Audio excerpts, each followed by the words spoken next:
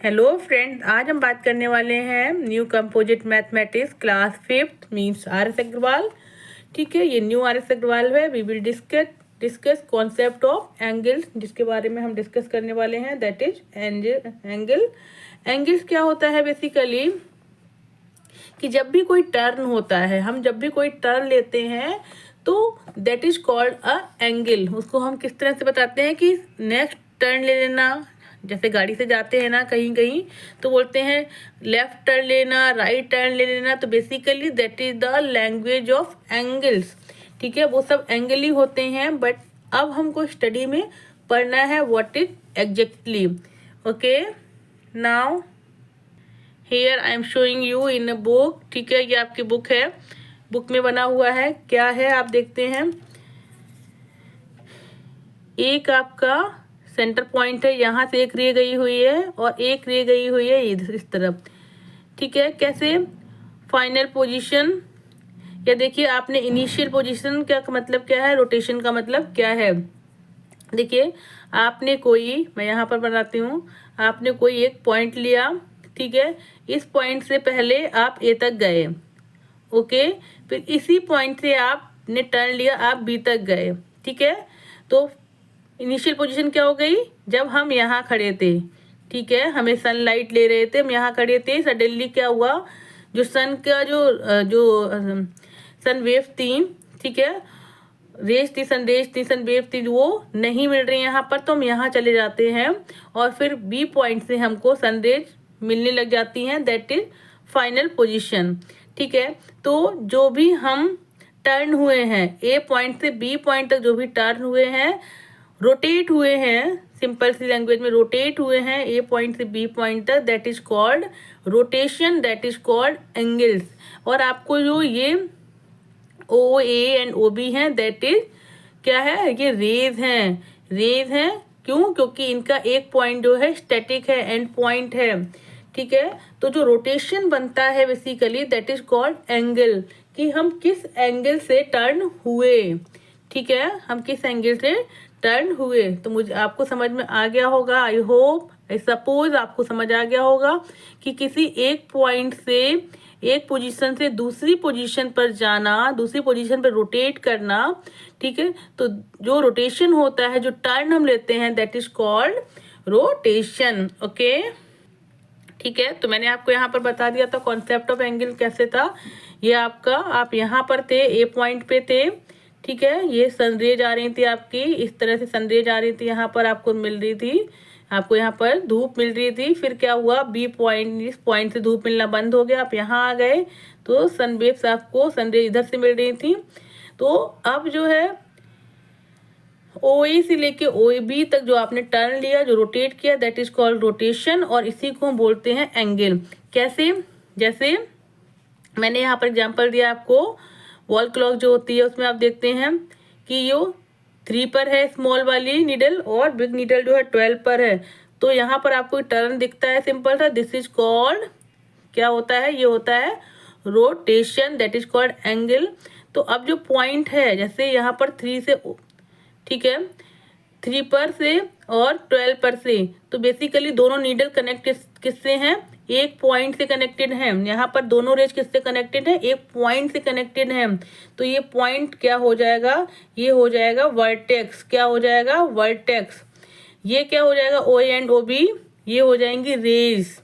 ठीक है, ये हो जाएंगे arm of angle. Arm of angle क्यों बोलते हैं इनको, क्योंकि इन्हीं दो आर्म से ही तो आपका एंगल बन रहा है। पहले आर्म ओ ए से दूसरी आर्म ओ बी के बीच में ही तो रोटेशन दिख रहा है आपको, तो ये क्या हो जाएंगी, आर्म ऑफ एंगल। तो अगर हम सिंपल सी डेफिनेशन बताएं, angle, two rays having a common in point form an angle. आपको समझ आ गया होगा, two rays having a common in point, this is, ठीक है, end point form an angle, क्या कर रही हैं, एक एंगल को फॉर्म कर रही हैं। आर्म ऑफ एंगल क्या हो जाता है, आर्म ऑफ एंगल हो जाता है two rays forming an angle. जो टू रेज हैं इन्हीं को हम कहते हैं arm of angle. Now vertex क्या हो जाएगा, common in point is called vertex. मैंने आपको बताया था कि जो आर्म ऑफ एंगल थी उनका कॉमन पॉइंट था, that is called vertex. Means जहां पर दोनों रेज कनेक्ट होकर जिस पॉइंट बेसिकली वर्टेक्स को हम पॉइंट भी कह सकते हैं, जिस पॉइंट से जिस वर्टेक्स से आपकी दोनों रेज कनेक्ट होके एंगल को फॉर्म कर रही हैं, that is called vertex. Okay, now come to the next point, naming an angle. Angle जो होता है एंगल, उसको आप उस एंगल को नेम कैसे करते हैं? ठीक है, ये टू रेज हैं, सपोज ये एक वर्टेक्स है ओ, मैं सब पे ही लिख देती हूँ, वो वर्टेक्स है। टू रेज हैं, आपको इनिशियल एंगल आर्म और फाइनल एंगल आर्म्स जो हैं, इनके बीच में रोटेशन है, जो एंगल है उसको हम लेटर से भी लिख सकते हैं, 1 2 3 4 5 बाई नंबर्स। उसी एंगल को हम बाई स्मॉल लेटर ABC भी लिख सकते हैं, या फिर हम पूरा वर्टिक्स के थ्रू भी जाएंगे। क्या हो जाएगा? Triangle O। क्या हो जाएगा? Triangle O, triangle A, triangle 1, all are same, don't be confuse here. Now interior and exterior of an angle. Okay, interior and exterior of an angle. क्या हो जाता है कि जब भी आपने कोई एक वर्टेक्स से आपका A, यहाँ से टू रेज बनाई AB एंड AC, ठीक है, तो AB और AC अगर हम दोनों को मिला देते हैं, ठीक है, हमने इन दोनों को मैच करा दिया, लुक्स लाइक ए ट्रायंगल, ये आपको एक ट्रायंगल की तरह दिख रहा होगा। और इन दो रेज के बीच में, ठीक है, इन दो रेज के मिडिल में कोई पॉइंट है तो ये इसके अंदर आ जाएगा। क्या हो जाएगा? Interior. P is the interior point of an angle। और अगर इन दो रेज से अलग मैंने कोई पॉइंट ले लिया है, point S, that is called exterior of an angle. ये एक्सटीरियर पार्ट हो गया आपका एंगल, तो ये बन रहा था, तो एंगल के सामने क्या हो जाएगा? इंटीरियर, और एंगल से अलग, ठीक है, जो उसकी एंगल आर्म्स के अंदर नहीं आ रहा है, that is called exterior of an angle. आपको समझ में आ गया होगा। Now we will solve exercise 70। अब यहाँ पर देखना है क्वेश्चन नंबर 1 से, which of the following figures represent an angle. आप यहाँ पर देखेंगे टू रेज हैं, which of the following figures लिखा हुआ है, इट मीन्स मोर देन 1 हो सकता है। तो देखिए, जहाँ पर दोनों आर्म्स जो है एंगल आर्म्स मैच कर रही हैं और रोटेशन करने के बाद एक एंगल फॉर्म कर रही हैं, ए हो जाएगा। ये देखिए दोनों कनेक्टेड ही नहीं है वर्टेक्स से, तो ये नहीं होगा। दोनों रेज एक वर्टेक्स से कनेक्टेड है, तो ये भी ये आपका एंगल हो जाएगा। तो A and C are the figures represents an angle. चलते हैं क्वेश्चन नंबर 2 पर।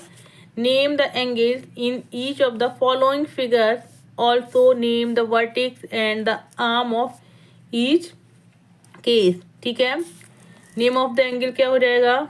आप कैसे निकालेंगे name of the angle? PRQ। क्या हो जाएगा? PRQ, या फिर आप लिख देंगे एंगल R। एंगल ऐसे भी लिख सकते हैं, एंगल R। इसमें देखेंगे एंगल C, इसमें देखेंगे एंगल Q, इसमें देखेंगे एंगल M। इस तरह से दिखा आपको। Now also name the vertex and the arms. Arms क्या हो जाएगी?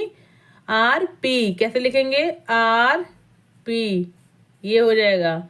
और क्या हो जाएगी? RQ। इसमें क्या हो जाएगी? CD, ये हो जाएगी CE। यहाँ पर C में क्या हो जाएगी? QP। दूसरी क्या हो जाएगी? QR, बिग सिंबल बनाइए। इसमें क्या हो जाएगी? ML। दूसरी हो जाएगी MN। ठीक है, समझ आ गया आपको। चलते हैं क्वेश्चन नंबर 3 पर। How many angles are formed in each of the following figures, name then. ठीक है, how many angles are formed, कितने एंगल्स फॉर्म हो रहे हैं यहाँ पर? देखिए, I will show in copy, but before that question number 2 पर चलते हैं। यहाँ पर क्या है, जब मैंने आपका आंसर चेक किया तो उन्होंने वर्टेक्स के संग पूरा लिखा हुआ है, तो ये हो जाएगा एंगल PRQ। ये हो जाएगा एंगल ई सी डी। ये हो जाएगा आपका एंगल पी क्यू आर। ये हो जाएगा आपका एंगल एल एम एन। ठीक है, नाउ अब सॉल्व करेंगे कॉपी में। क्वेश्चन नंबर ए पर एंगल देखिए यहाँ पर कौन से हो जाएंगे। एक तो ये एंगल हो जाएगा, तो इसका नाम क्या हो जाएगा, C A B, angle C A B. एक एंगल ये हो जाएगा आपका, क्या नाम हो जाएगा इसका, B A O, B A O. अब आप देखिए ये एंगल भी तो पूरा आ रहा है आपका, ये पूरा एंगल भी तो आ रहा है, तो ये क्या हो जाएगा, सी ए ओ। तो angle C A O, angle C A B, C A B, angle B A O, angle B A O. अब यहाँ पर चलते हैं क्वेश्चन नंबर बी में। आप देखेंगे एक ये एंगल हो जाएगा, फिर एक ये एंगल हो जाएगा, फिर एक ये एंगल हो जाएगा, और फिर ये पूरा एंगल हो जाएगा। ठीक है, सबसे पहले लिखेंगे एंगल एच ई जी, एच ई जी।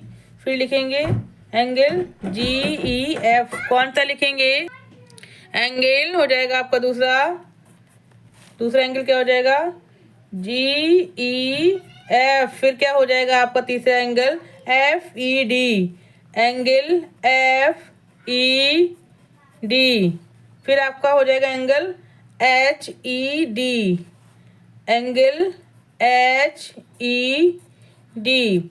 ठीक है, आपको पहले छोटे छोटे एंगल्स निकालने हैं, उसके बाद ये देखना है कि उससे बड़ा एंगल क्या है।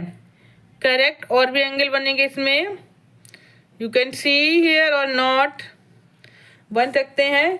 अगर हम इसको हटाएं तो एक ये भी तो एंगल बन जाएगा ना, एक ये एंगल भी तो बनेगा ना वर्टेक्स से, तो रहेगा angle H E F, angle H E F. ठीक है, ये मिड का हटा देंगे तो एंगल बन जाएगा G E D, angle G E D. अगर हम जी ई डी तो कितने टोटल एंगल बनेंगे चेक करते हैं। करेक्ट, यहाँ पर 6 एंगल बने हैं, तो हमने यहाँ पर दिखाए हैं 1 2 3 4 5 6। Answer is correct. चलते हैं क्वेश्चन नंबर 4 पर। क्वेश्चन नंबर 4 से name all the angles in each of the following figure. ठीक है, सारे एंगल्स के नाम देना है आपको। तो एंगल हो जाएगा एक तो हो जाएगा डी ए बी, फिर एक हो जाएगा डी ए सी। ठीक है, फिर होगा एक एंगल सी ए बी, फिर आपका एंगल हो जाएगा ए सी बी, फिर आपका एंगल हो जाएगा सी बी ए। ऐसे ही इधर हो जाएगा angle D C A, C D A. ठीक है, तो सॉल्व करते हैं कॉपी में। नाउ क्वेश्चन नंबर 4 को करेंगे। ये देखिए ए पार्ट में अब आप यहाँ पर एंगल फाइंड आउट करेंगे। ठीक है, मैं नेम मेंशन कर देती हूँ। नेम क्या है आपकी कॉपी में, देखिए आपका नाम है यहाँ पर ए बी सी डी। चलिए, एक एंगल तो हो जाएगा दिस वन, तो क्या हो जाएगा C A B, angle C A B हो जाएगा। एक ये angle A B C, A B C, एक एंगल ये हो जाएगा आपका, तो angle A C B, angle A C B. ठीक है, फिर आपका नेक्स्ट हो जाएगा यहाँ पर, ये देखिए एक एंगल ये हो जाएगा D A C, angle D A C. Same here हो जाएगा आपका angle D C A, angle D C A. फिर आपका एक एंगल ये हो जाएगा C D A, angle C D A. अब देखिए यहाँ पर इन्होंने डिवाइड किया था।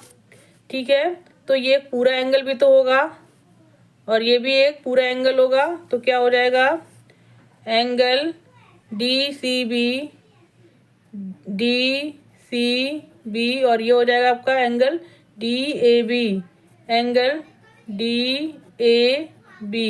समझ आ गया आपको कितने एंगल हो गए टोटल, 1 2 3 4 5 6 7 8, तो कितने एंगल हो जाएंगे, 8 एंगल। ठीक है, बी में चलते हैं यहाँ पर। ठीक है, यहाँ बी पर चलते हैं। तो यहाँ पर देखिए एंगल XYZ हैं, इनको कैसे लिखेंगे आप, एंगल XYZ, ये हो जाएगा एंगल XZ, एंगल XZ, ये भी हो जाएगा आपका एंगल XZ। ठीक है, नाउ सी पॉइंट पे आ जाते हैं। यहाँ पर इनको चेक करते हैं कितने एंगल हैं। आप देखेंगे हर वर्टेक्स पे एक ये एंगल है, एक ये है, एक ये है, एक ये है, एक ये है, एक ये है। तो सबके नेम मेंशन करते हैं फटाफट। Angle STV, angle TVP, angle TVP, angle VPQ, angle VPQ, angle PQR, angle PQR, angle QRS, angle QRS, angle RST, angle RST। ये आपके टोटल 6 एंगल हो जाएंगे, ये टोटल 8 एंगल हो जाएंगे, और ये टोटल एंगल 3। ठीक है, ये मैंने नंबर्स दिए हैं कितने कितने एंगल्स बन रहे हैं। चलते हैं क्वेश्चन नंबर 5 पर। क्वेश्चन नंबर 5 पर, in the adjoining figure name the points. ठीक है, नेम द पॉइंट्स का मतलब हो जाएगा आपको इंटीरियर और एक्सटीरियर पॉइंट्स बताने हैं। क्या बताना है, इंटीरियर पॉइंट और एक्सटीरियर पॉइंट। आपको समझ में आ भी गया होगा देखकर कि जो भी रेज के अंदर हैं वो हो जाएंगे इंटीरियर, और जो रेज के बाहर हैं वो हो जाएंगे एक्सटीरियर। समझ आ गया आपको। ठीक है, तो ये आपको चेक करना है। और जो रेज पर हैं, ये देखिए मैंने कॉपी पर बनाया है on the angle. On the angle का मतलब आपको समझ में आता है कि जो रेज पर रिले करता हो। रेज पर रिले कर रहा है यहाँ पर पॉइंट आपका M, ये M पॉइंट है। ये किस पे है, किस पे रिले कर रहा है, लेट मी चेक। आपका बुक में नाम है OPQ है ना। ठीक है, तो OPQ। ठीक है, एक आपकी रे ये हो गई, एक रे ये हो जाती है, लेकिन M पॉइंट कहाँ पर रिले कर रहा है, ऑन द एंगल हो जाएगा आपका पॉइंट M। ठीक है, in the interior of the angle. ठीक है, ये दो रेज थी, इनको हमने मीट कराया, तो अंदर कौन से आ रहे हैं, point by X, A and N। और एक्सटीरियर कौन सा हो जाएगा आपका, जो रेज से बाहर साइड है, तो हो जाएगा point Z। This is the answer. समझ आ गया आपको। ठीक है, तो आपका ऑन द एंगल पर OP पर पॉइंट M था, और OQ पर D और T हैं, तो यहाँ पर लिखेंगे D एंड T। ठीक है, तो आपका एक्सरसाइज 70 यहाँ पर फिनिश हो जाती है। If you like my video, if you like the way of my teaching, please like, subscribe and share with your friends. मिलते हैं नेक्स्ट वीडियो में, तब तक के लिए बाय।